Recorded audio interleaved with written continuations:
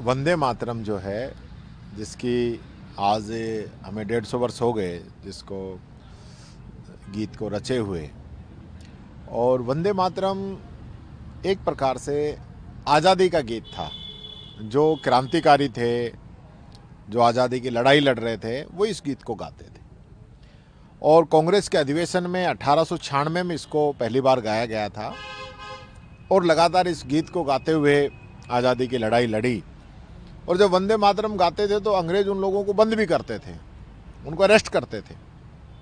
तो एक डर रहता था कि वंदे मातरम गाने वालों को अंग्रेज बंद कर सकते हैं, लेकिन उसके बावजूद भी हमारे आज़ादी के दीवाने वंदे मातरम को गाते रहे। और कांग्रेस ने इस गीत को अपनाया और हमेशा उस समय से लेकर आज भी हमारी कांग्रेस की मीटिंग होती है तो उसमें वंदे मातरम और जनगण मन दोनों, एक शुरुआत में एक लास्ट में, आज भी गाए जाते हैं। लेकिन मैं इनसे पूछना चाहता हूं, इनकी स्थापना 1925 में हुई आरएसएस की। आरएसएस ने वंदे मातरम क्यों नहीं गाया? आरएसएस ने तो अपना अलग गीत बनाया है, वंदे मातरम तो कभी गाया ही नहीं। तो आज किस प्रकार से ये लोग इस पे राजनीति करना चाहते हैं? वंदे मातरम हमारा मान है, सम्मान है, स्वाभिमान है। हमारे आज़ादी के जो दीवाने हैं, जिन्होंने आज़ादी की लड़ाई लड़ी, उनकी शान है। तो वंदे मातरम तो कांग्रेस का, इनका लेना देना क्या है? 10 तारीख को प्रवासी राजस्थानी दिवस मनाया जा रहा है। इसके साथ ही 2 साल सरकार के होने वाले हैं। ये बड़ी उपलब्धि बीजेपी अपने। देखिए, जो प्रवासी दिवस मना रहे हैं अच्छी बात है, मनाना चाहिए। हमारे जो राजस्थान के प्रवासी हैं, जिन्होंने देश दुनिया में जाकर हमारे राजस्थान का मान सम्मान बढ़ाया है, अपना घर बार छोड़ के गए वहाँ पे, लेकिन फिर भी अपनी मातृभूमि को लोग नहीं भूले हैं। मैं अभी यूएस से गया, मैं बहुत लोगों से मिला था जिनको राजस्थान से बहुत प्यार है, राजस्थान में कुछ करना भी चाहते हैं। लेकिन यही प्रवासी दिवस इन्होंने लास्ट ईयर भी मनाया था। तो लास्ट ईयर जो घोषणाएं की थी, जो वादे किए थे प्रवासियों से, वो पूरे कर दिए क्या? सबसे पहले तो यही पूछना चाहता हूँ। जो वादा 15-15 दिन में पूरा करने का कहा था, वो आज तक तो पूरा हुआ नहीं है। अब सिर्फ इसको एक इवेंट बनाना, पॉलिटिकल इवेंट के रूप में इसका प्रसार करना और राजनीतिक फ़ायदा उठाने के लिए सब कर रहे हैं। हकीकत कुछ नहीं है।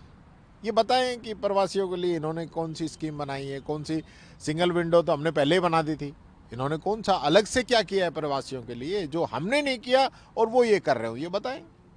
2 साल भी होने वाले हैं और 15 दिन तक 2 साल तो देखो जी, राजस्थान की जनता ने जैसे निकाले हैं, राजस्थान की जनता ही जानती है।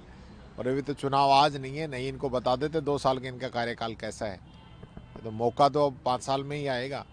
तो 3 साल बाद जब चुनाव होगा तब इनको हकीकत पता चल जाएगी। और अब की भी जो हकीकत है, खुद जो है भजनलाल जी ने कहा था कि अंता चुनाव जो है वो हमारे कामों पे मोहर लगाएगा। हमारे सरकार का जो है ये एक प्रकार से सेमीफाइनल है कि इसमें किस प्रकार से हमारी सरकार ने काम किया है। तो जनता ने बता ही दिया। अंतर कोई 100-150 वोट से रह गए नहीं भाई साहब, तीसरे नंबर पे आते हैं लोग। तो ये स्थिति इनकी है, इस सरकार की है। तो मैं यही कहना चाहूँगा, 2 साल कोई ध्यान नहीं दिया है किसी भी प्रकार का। और जैसे ये लोग जिन बातों के साथ 2 साल पे आएंगे ना, उसी बातों के साथ मैं भी इन 2 साल में इनका जवाब देने के लिए तैयार हूँ।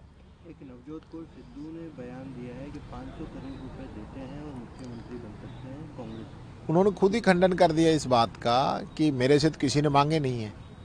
तो ये इस प्रकार की जो बातें हैं, मैं समझता हूँ ये ऐसी अफवाहें, इनमें नहीं पड़ना चाहिए।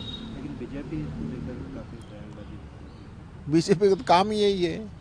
बीजेपी के पास खुद का कोई एजेंडा है क्या?